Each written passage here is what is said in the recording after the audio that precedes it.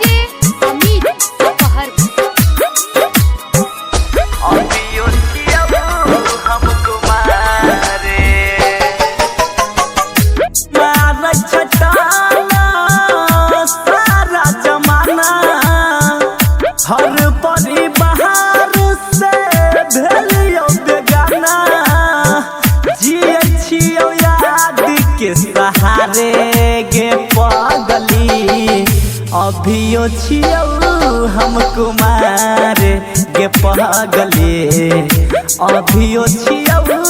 हमको मारे मार छटाना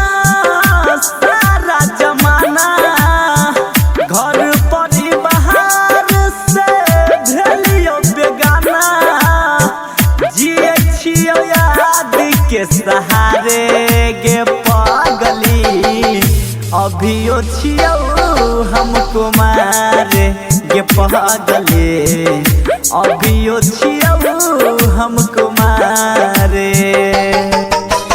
DJ DJ DJ DJ Amit अभियो अमित छियौ हमको अपहर मारे अपहर अपहर अपहर अभियो छियौ हमको मारे हे गए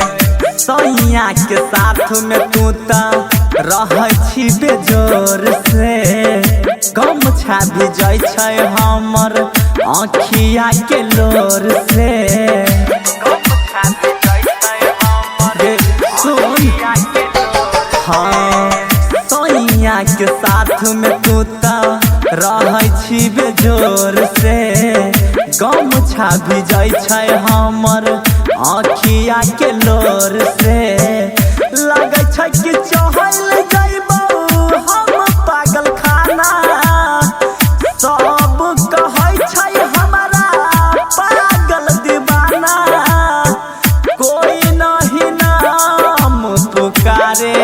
गे पगली अभियो छियौ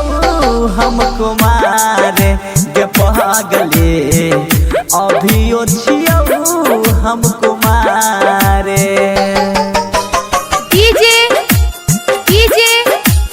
डीजे डीजे अमित अमित अपहर अभियो छियौ अपहर हमको अपहर मारे अपहर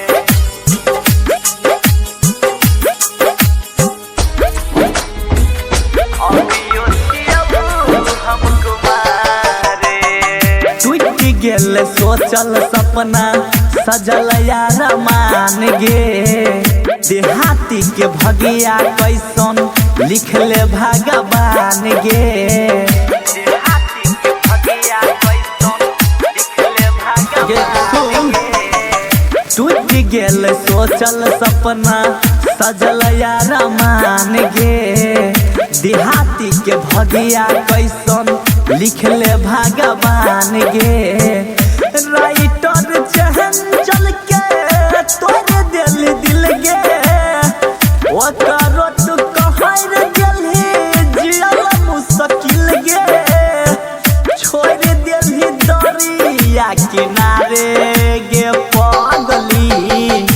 अभियो छियौ हमको मारे गे पगली अभियो छियौ